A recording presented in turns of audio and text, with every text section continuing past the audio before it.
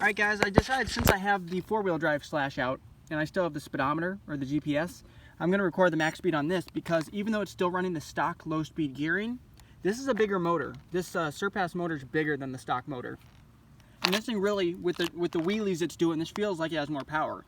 I think a lot of those wheelies are just wheelies. I don't think it's as much air getting up underneath the body, which is what can happen a lot of times with the slash, is air gets up underneath the body and then it acts like a sail. I probably will run it with the body off the first time to actually get the top speed and see if it actually does still want to wheelie. I have a feeling it's gonna. I know we got about 41 or 42 with the stock motor and the same gearing, and nothing has changed. So let me get that strapped on and I'll be right back with you guys. Alright guys, I do have the GPS hooked on to the four-wheel drive slash. We're just going to do a quick run and see what type of top speed we get. I imagine it'll be pretty quick. See, it still does. Oh, and there went the. Ready? Get set, go.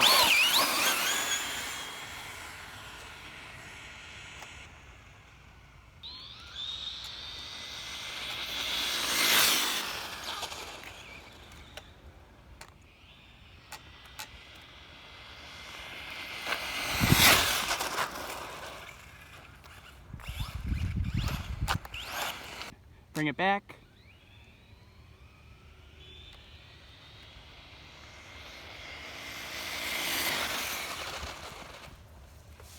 Ooh, still locked up the brakes and it went into the brush right there. Oh no, it's still on there. He still got that on there. Let's see if it did pick up a top speed.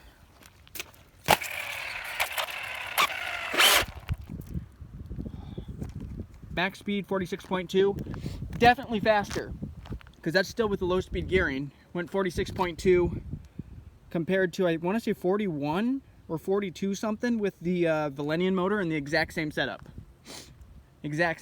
So definitely faster with the Surpass motor, and as you can see, it finally went into low voltage mode. It just went in. So all right guys, I have got another 3-cell hooked up on my slash, brushless. We're gonna do a little bit of jumping and bashing because we do need to test out these drive shafts a little bit.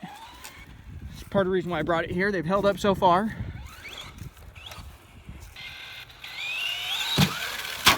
Ooh.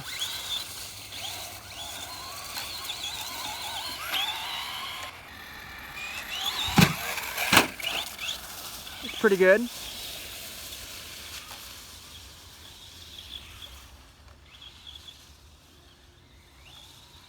Bring it back.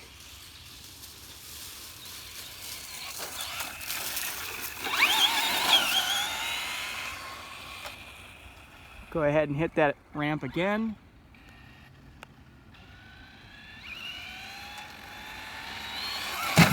Whoa!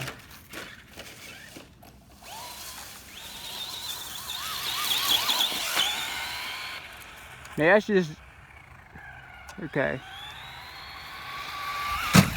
Whoa! Yeah guys, I lost one of the screws out of the back, so there's nothing holding the back of that body on right now. Let's see. And this is draped over the front of the bumper as well. Things have kind of gotten off, but yeah, there's nothing holding it. This came undone. That like broke. I only had one mount holding it anyway, so I'm just keeping it propped up on that bumper and hopefully, but it is showing that we're on low voltage mode, which it shouldn't, because that's a fully charged pack. I don't get it. But we still have enough power to jump it, so may as well try jumping again. Go nice and slow.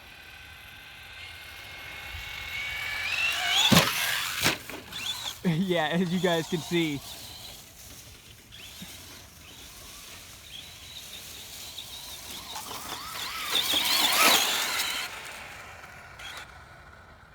Bring it back. Oh!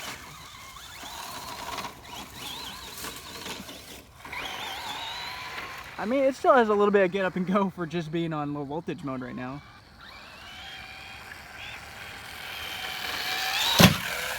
That was a decent one. Landed that one anyway.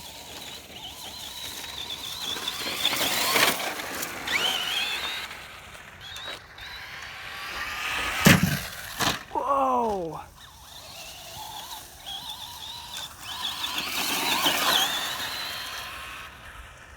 We'll do it again, come back this way.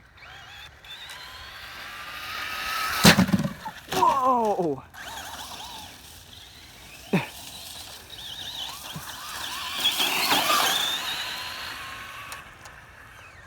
And now it's completely pushed these out of the way. So I need to put these kind of back where they go.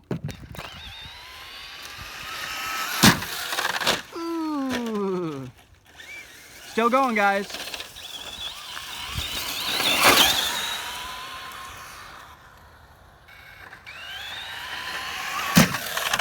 Ooh, the body's taking a beating, I can tell you that.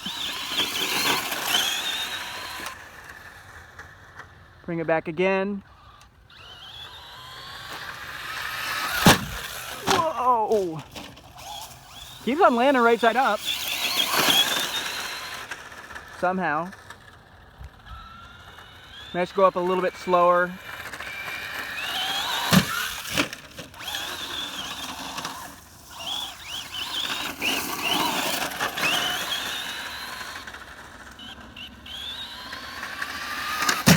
Whoa! Hey, and all of our drives is still working, so that's good. Because I've hit the ground pretty hard a few times now.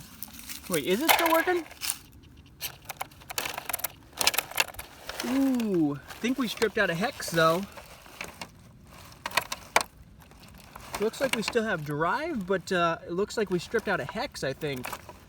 On my, that's what I think is what's happened. The wheel hex is stripped out of this, guys. Well, you know what? Better the wheel hex than the actual drive shafts, because I don't know if you guys can see, but in here, the drive shaft is spinning, but then the tire's still spinning afterwards, so. So there's the drive shaft stopped, and it's not the wheel nut. The wheel nut appears to be on tight, so it completely stripped out that wheel hex.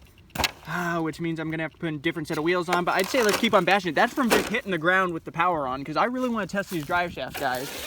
I told you guys I wanted to see if these drive shafts could hold up. So far the drive shaft has, one wheel hasn't, so right now we're essentially free-wheel drive.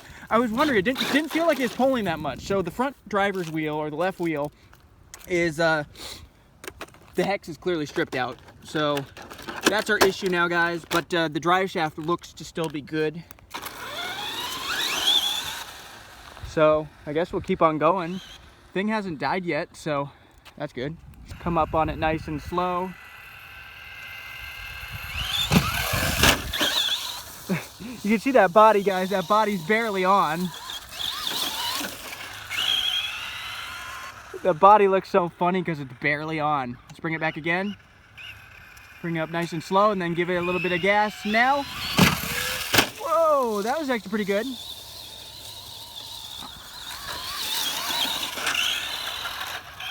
I'm really trying to put as much strain on these drive shafts as possible.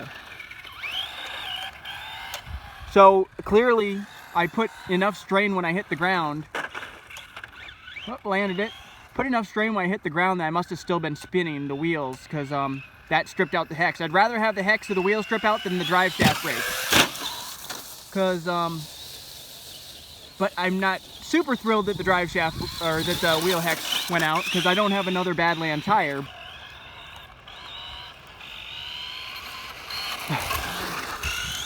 It's so funny, guys, because that body's not being held on at all.